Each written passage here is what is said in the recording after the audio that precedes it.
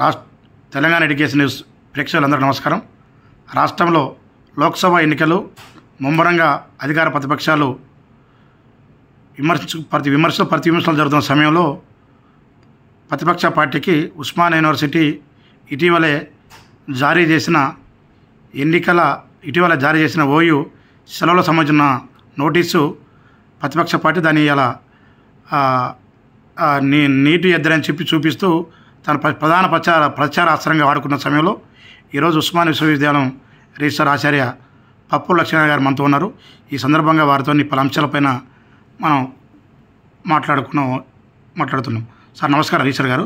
నమస్కారం అండి. సార్, ఇప్పుడు ప్రధానంగా ఇటీవల మీరు విడుదల చేసిన ఉస్మానియా యూనివర్సిటీ వసతి గృహాలకు సంబంధించిన వేసవి సెలవులకు సంబంధించిన నోటీసు రాద్ధాంతం ఏంటి సార్? దానిపైన మీ ఉద్దేశం ఏంటి సార్?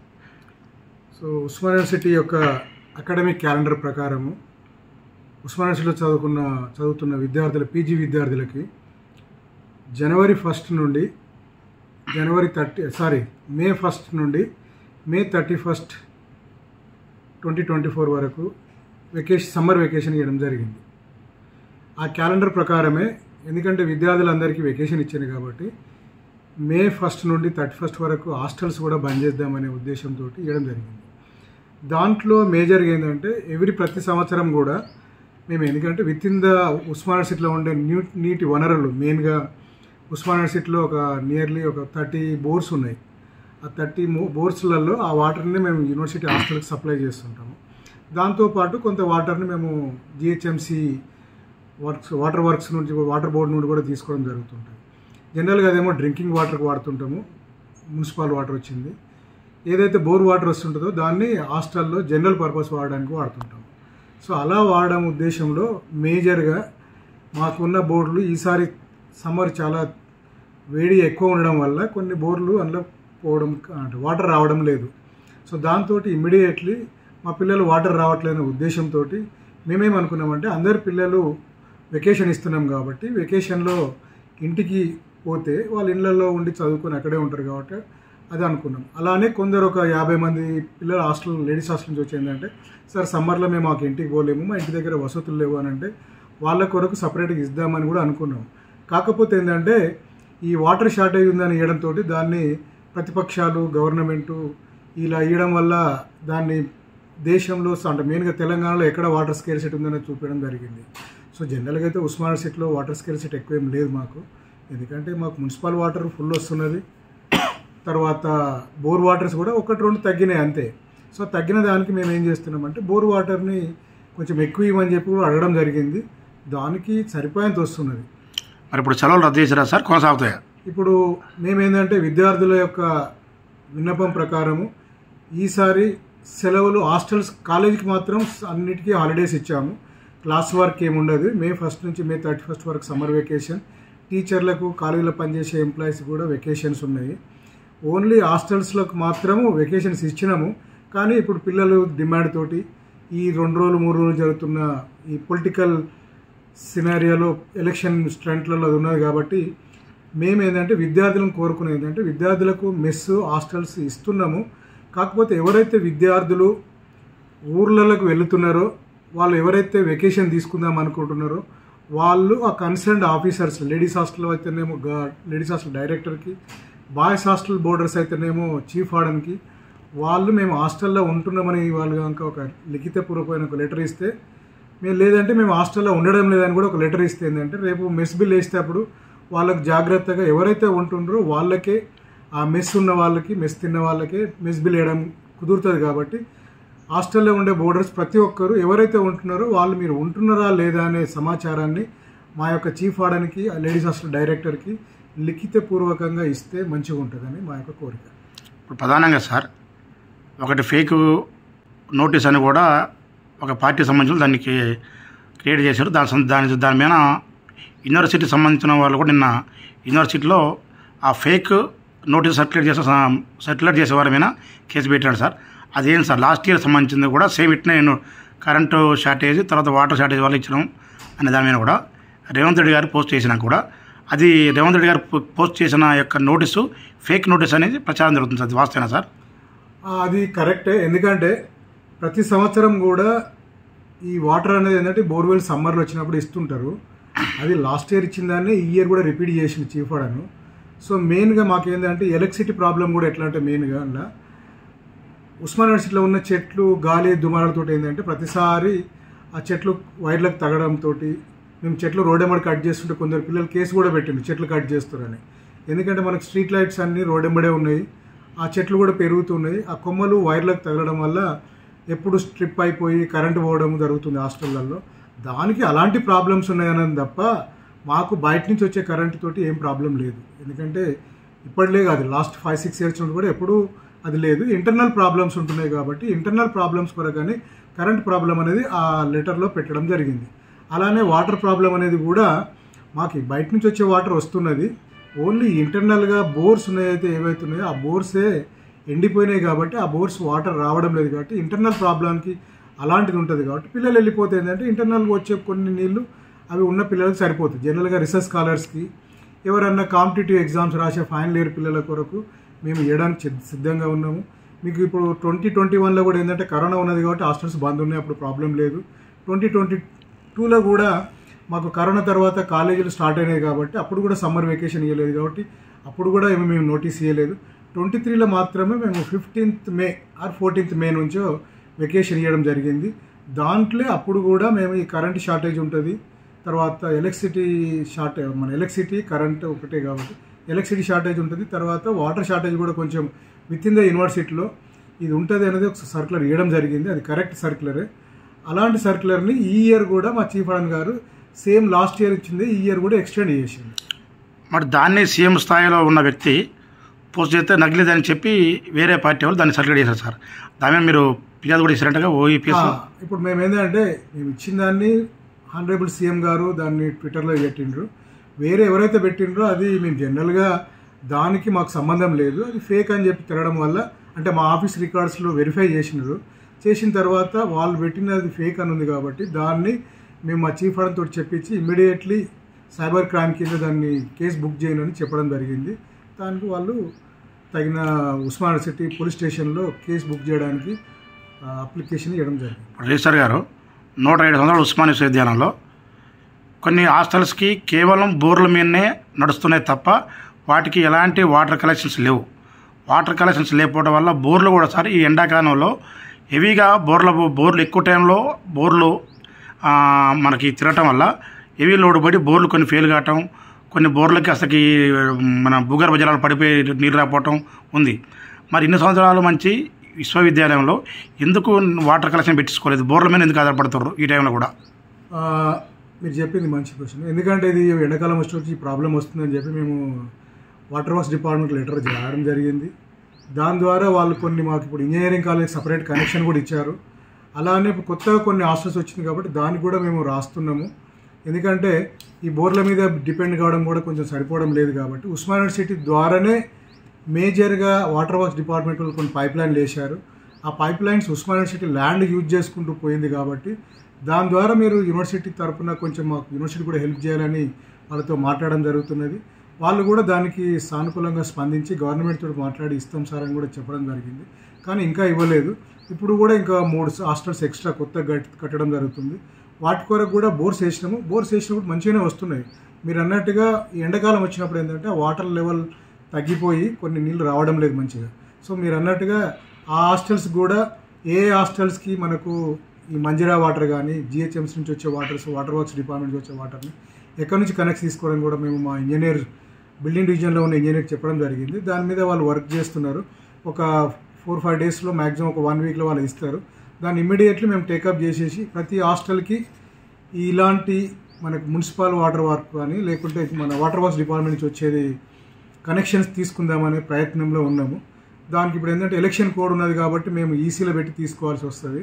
కాబట్టి అది తొందరలో దాన్ని కూడా ఈ ఇయర్ కానీ నెక్స్ట్ ఇయర్కి వచ్చేలోపు దాన్ని ఇలాంటి ప్రాబ్లమ్స్ వాటర్ ప్రాబ్లమ్స్ లేకుండా చేద్దామనే ఉద్దేశంతో ఉస్మాన్ యూనివర్సిటీ అడ్మినిస్ట్రేషన్ ఆలోచిస్తున్నారు. ఇప్పుడు ఇది ఒక అంశం సార్, ఇది మనకు మానవులకు సంబంధించింది, విద్యార్థులకు సంబంధించిన అంశం. ఇంకోటి సార్, హుస్సేన్ సాగర్ నుంచి ఉస్మాన్ యూనివర్సిటీకి ఒక పైప్ లైన్ కలెక్షన్ ఉందంట సార్ గతంలో. అది ఉండటం వల్ల ఉస్మాన్ యూనివర్సిటీలో ఉన్న గార్డెనింగ్కి ఆ వాటర్ వాడటం వల్ల గతంలో యూనివర్సిటీలో ఎంత ఎండాకాలం వేసవికాలం అయినా కూడా యూనివర్సిటీలో చెట్లు కానీ వాతావరణం కానీ గార్డెనింగ్ కానీ పచ్చగా ఉంది. ఇప్పుడు గత కొన్ని సంవత్సరాల నుంచి అక్కడ హుస్సేన్ సాగర్ నుంచి మనకు వాటర్ రావట్లేదంట సార్. దాంతో గార్డెనింగ్ కానీ చెట్లు కానీ ఇటీవలే మన హెచ్ఎండి వాళ్ళు వివిధ విధానాల్లో నాటిన మియావాకి విధానంతో నాటిన చెట్లు కూడా ఎండిపోయి కళాహీనంగా అన్ని చెట్లు ఎండిపోయి ఉన్నాయి సార్. మరి ఆ హుస్సేన్ సాగర్ నుంచి ఆ చెట్లకి గతంలో వల్లే ఉన్న నీటి సరఫరా లైన్ పునరుద్ధరించేమన్నా ఆ యొక్క గార్డెనింగ్ కానీ యొక్క చెట్లు మళ్ళీ పునర్జీవం పోసిన కానీ కృషి చేస్తారా సార్?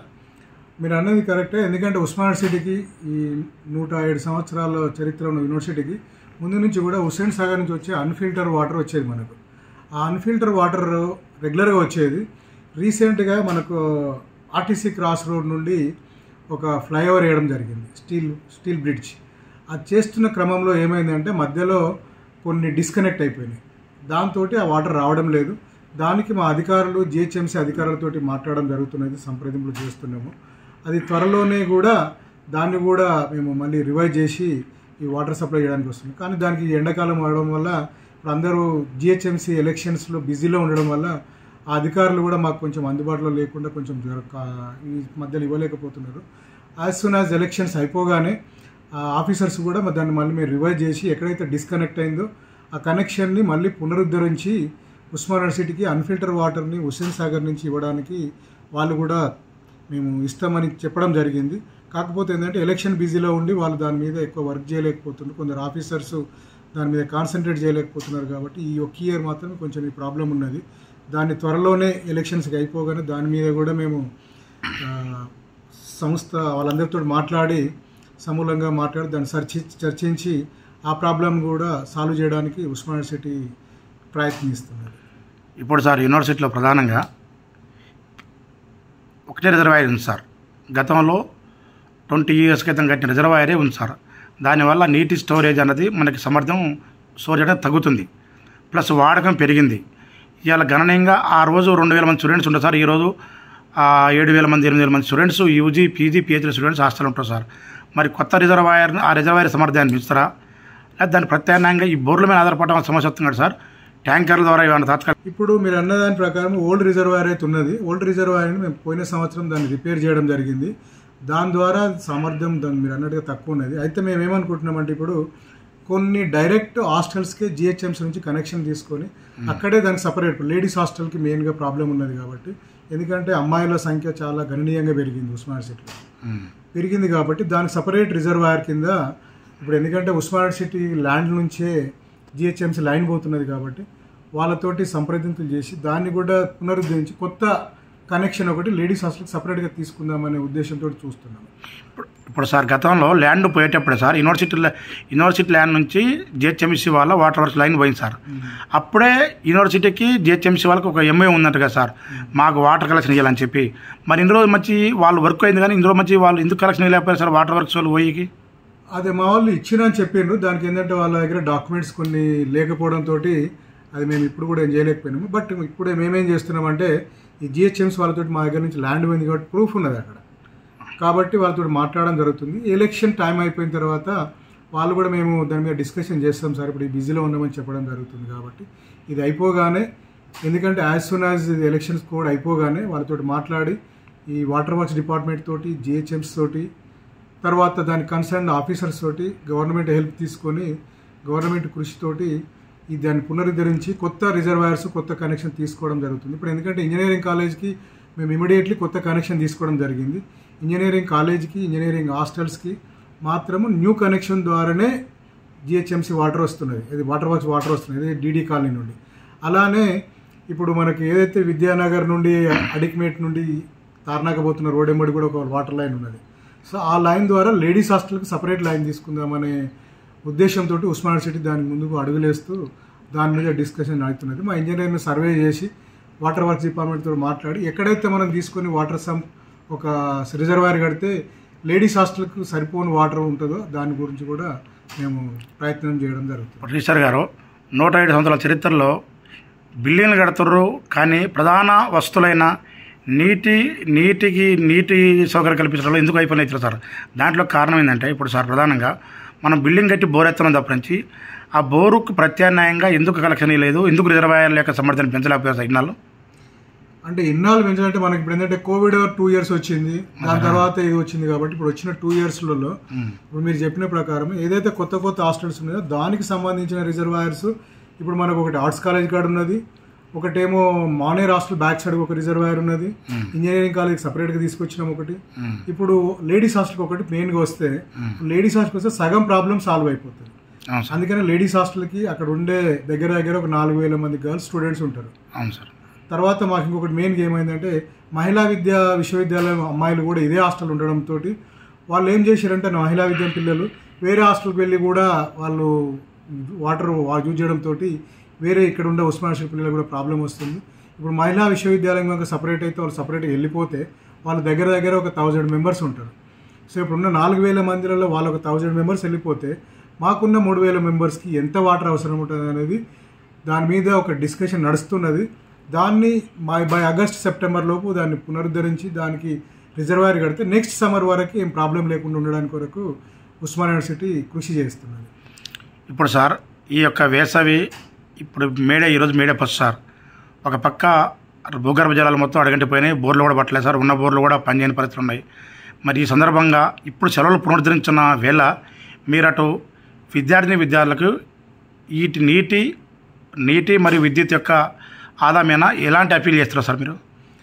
ఇప్పుడు మేము ఏంటంటే విద్యార్థులను కూడా జనరల్గా వాళ్ళు ఏంటంటే ఇప్పుడు మెస్ ఇస్తున్నప్పుడు వాళ్ళు రూమ్లలో వండుకోకుండా కరెంటుని ఎక్కువ వృధా చేయకుండా తర్వాత దాన్ని ఒక వితిన్ లిమిట్స్లో వాడుకునేటట్టు ఉంటే యూనివర్సిటీకి బెనిఫిట్ అవుతుంది, విద్యార్థులకు కూడా బెనిఫిట్ అవుతుంది. ఎందుకంటే విద్యార్థులందరూ ఎడ్యుకేటెడ్ పిల్లలు కాబట్టి మనం విద్యుత్తును ఆదా చేస్తున్నామంటే అది విద్యుత్తును ప్రొడ్యూస్ చేస్తున్నట్టు ఈక్వల్గా కూడా ఉంటుంది. ఎందుకంటే విద్యుత్ అనేది మనం వాడుకుంటే పే చేస్తున్నాం కాబట్టి వాడుకునేది కాకుండా మన న్యాచురల్ రిసోర్సెస్ను కూడా తగ్గించిన వాళ్ళు అవుతాం. సో దాని ద్వారా విద్యార్థులు నా యొక్క విన్నపం ఏంటంటే మీకు అవసరం ఉన్న వరకు వాడును విద్యుత్తుని, కానీ అవసరం లేకుండా కానీ ఫ్యాన్లు లైట్లు 24 hours అలానే వేసి ఉండకుండా వాటర్ని కూడా ఇప్పుడు ట్యాప్స్లలో పిల్లలు ఏం చేస్తారంటే ఓపెన్ చేసి మొహం కడుక్కునేటప్పుడు అలానే చాలాసేపు ఉండకుండా జస్ట్ కొంచెం మన ఇంటి దగ్గర అయితే ఎలా వాడుకుంటామో మీరు అలా వాడుకుంటే మీరు వేరే వాళ్ళకు కొన్ని వాటర్ని మనం సేవ్ చేసినట్టు అవుతుంది. మీరు ఏదో వస్తుంది కానీ వాడకుండా ఉట్టిగా వృధా వాటర్ని ఎక్కువ వాడుకోకండి, మీకు ఎంతవరకు అయితే అవసరమో అంతవరకు వాడుకోండి, దానికి మేము కూడా సహకరిస్తాము, మీరు కూడా మా కోఆపరేషన్ ఇవ్వనని మా యొక్క కోరిక. ఇప్పుడు మరొక అంశం సార్, మీరు యూనివర్సిటీ చీఫ్ వార్డెన్ గారికి షోకాజ్ నోటీస్ ఇచ్చారు సార్ మొన్న. వాస్తవానికి సార్ యూనివర్సిటీకి సంబంధించిన ప్రతి అధికారి కూడా యూనివర్సిటీ విశ్వవిద్యాలయ ఉన్నతాధికారుల ఆదేశాలు మీరు ఇస్తారు కదా సార్ నోటీసులు ఇచ్చినప్పుడు, మరి చీఫ్ వార్డెన్ గారు తీసుకోలేదా మీ నుంచి అనుమతి? అంటే మేము ఏంటంటే చీఫ్ వార్డెన్ గారికి ఇమ్మని ఇచ్చాము, కానీ పేపర్లల్లో రావడంతో మేము కూడా మాకు అంటే రెగ్యులర్గా ఇస్తున్నారు, అది ఎవ్రీ ఇయర్ ఇస్తున్నారు కాబట్టి ఆ ఇయ్యడంతో ఆయన లాస్ట్ ఇయర్ ఉన్నది ఐఎస్టీకి ఇచ్చాడు. సో అది మేము మళ్ళీ పేపర్లు వచ్చినప్పుడు ఏమైందని తెలుసుకొని మాకు పేపర్లలో చూసి న్యూస్ పేపర్లో చూసి తర్వాత టీవీలలో చూసి గవర్నమెంట్ నుండి అడిగారు, వీళ్ళంతా అడిగింది కాబట్టి ఏమైందని మాకు తెలియదు కాబట్టి తెలియనప్పుడు మేము ఆయనకి ఇమీడియట్గా ఒక షోకాజ్ నోటీస్ ఇవ్వడం లాగా వచ్చింది. ఎందుకంటే మన దగ్గర స్కేర్సిటీ లేదు కదా, లేనప్పుడు ఎందుకు ఇచ్చినామనంటే తను మాకు చెప్పడం జరిగింది. యాక్చువల్లీ మేము లెటర్ ఇచ్చినాక తను ఓరల్గా చెప్పడం, సార్ లాస్ట్ ఇయర్ కూడా ఇలానే ఇచ్చినాము కాబట్టి ఇదే రిపీట్ చేశాను సార్, లాస్ట్ ఇయర్ ఎవరు అడగలేదు కాబట్టి అలానే ఇవ్వడం జరిగింది అన్నది. అంటే వాళ్ళ క్లర్క్కి చెప్తారు లాస్ట్ ఇయర్ ఉన్న మ్యాటర్ ఏముందో మ్యాటర్ పెట్టి డేట్లు చేంజ్ చేసి ఇచ్చింది కాబట్టి. సో గత 3 రోజులుగా రాష్ట్రంలో ఉస్మానియా యూనివర్సిటీ ప్రధాన అంశంగా వాడుతుర్రు, వినియోగిస్తున్నారు రాజకీయ ఎన్నికల మన లోక్సభ ఎన్నికలు అటు ప్రతిపక్షాలు అధికార పక్షాలు. మీరు వాళ్ళకి ఏం చెప్తారు సార్, వాళ్ళకి ఏ సూచనలు చెప్తారు రాజకీయ నాయకులకి మన విద్యార్థి సంఘాలకి? సార్ మెయిన్గా రాజకీయ నాయకులకు మేము చెప్పేది ఏముండదు, ఎందుకంటే వాళ్ళు లీడర్స్, వాళ్ళు మన పాలించే ప్రభువుల్లాగా వాళ్ళు గవర్నమెంట్లో ఒకసారి ఈ గవర్నమెంట్ ఒకసారి వేరే గవర్నమెంట్ ఇంకో గవర్నమెంట్ ఇలా చేంజ్ అవుతుంటారు కాబట్టి మేము ఏ గవర్నమెంట్ ఉన్నా కానీ గవర్నమెంట్కి అనుకూలంగానే పనిచేస్తూ గవర్నమెంట్ ఇన్స్ట్రక్షన్స్ వాడుతూ మేము చెప్పేది ఏంటంటే ఉస్మానియా యూనివర్సిటీకి విద్యార్థులకి, ఎందుకంటే ఉస్మానియా యూనివర్సిటీలో చదివే విద్యార్థులందరూ తెలంగాణ ప్రతి డిస్టిక్ నుంచి విద్యార్థులు ఇక్కడ ఉన్నారు కాబట్టి ఇక్కడ జరిగే మంచి అయినా చెడైనా తెలంగాణ మొత్తము ఆ న్యూస్ స్ప్రెడ్ అవుతుంది కాబట్టి ఉస్మానియా యూనివర్సిటీకి ఏ గవర్నమెంట్ ఉన్నా వాళ్ళకి మెయిన్గా ఏంటంటే పిల్లలు పేద విద్యార్థులు వస్తుంటారు కాబట్టి వాళ్ళకు వచ్చే స్కాలర్షిప్స్ కానీ ఫీజు రియంబర్స్మెంట్ కానీ ఇన్ టైంలో ఎవ్రీ మంత్ వాళ్ళకి ఇస్తుంటే ఏంటంటే కొంచెం శాలరీస్ ఇచ్చిన అడిగిన వాళ్ళకి ఎంత మెస్ బిల్ వస్తే అంత ఇచ్చేస్తే వాళ్ళకు కూడా ఈ ప్రాబ్లమ్స్ ఉండదు, మాకు కూడా ఏ ప్రాబ్లమ్స్ ఉండదు. కాబట్టి ఉస్మానియా యూనివర్సిటీలో ఇప్పటికి కూడా ఈ రిక్రూట్మెంట్ కూడా ఒకటి లేదు, టీచర్ సైడ్ లేదు, నాన్ టీచింగ్ సైడ్ లేదు. దాంతో ఏమవుతుందంటే అవుట్ సోర్సింగ్ కాంట్రాక్ట్ పద్ధతులు ఇలా వచ్చి దాంట్లో క్వాలిటీ ఉన్నోళ్ళు ఉన్నారు, క్వాలిటీ లేని వాళ్ళు ఉన్నారు. కాబట్టి ఈ ప్రాబ్లమ్స్ అని లేకుండా ఉస్మానియా యూనివర్సిటీ మీద, ఎడ్యుకేషన్ మీద ప్రజెంట్ గవర్నమెంటు సెంట్రల్ గవర్నమెంట్ కానీ స్టేట్ గవర్నమెంట్ కానీ కొంచెం విద్యార్థులకి ఎడ్యుకేషన్ మీద వాళ్ళకి హెల్ప్ అయ్యేటట్టుగా ఎలాంటి సూచనలు చేసినా మేము పాటిస్తాము. దానికి వాళ్ళకి తగిన స్కాలర్షిప్స్ కానీ, మిస్ బిల్స్ కానీ, ఫీజు రియంబర్స్మెంట్ కానీ సకాలంలో ఇన్ టైంలో శాంక్షన్ చేస్తే ఇలాంటి విద్యార్థులు వాళ్ళు రోడ్డు మీదకి రారు, ఇట్లాంటి ఇష్యూ కూడా బయటికి పోదు. కాబట్టి మేము గవర్నమెంట్ని కోరుకునేది ఏంటంటే, ఈవెన్ ఫార్మర్ మినిస్టర్స్ని కానీ ప్రజెంట్ మినిస్టర్ని కోరుకుని రిక్వెస్ట్ చేసేది ఒకటే ఏంటంటే, విద్యార్థులకు ఉస్మానియా యూనివర్సిటీ కాదు, తెలంగాణలో ఉన్న స్కూల్ ఎడ్యుకేషన్ నుండి యూనివర్సిటీ లెవెల్ వరకు కూడా ప్రతి విద్యార్థికి ఎడ్యుకేషన్ మీద కొద్దిగా వాళ్ళకి చేయాల్సిన సహాయము ఇన్ టైంలో చేస్తే కొంచెం బాగుంటుందని నా యొక్క పర్సనల్ రిక్వెస్ట్ అండ్ ఉద్దేశం కూడా. Thank you sir.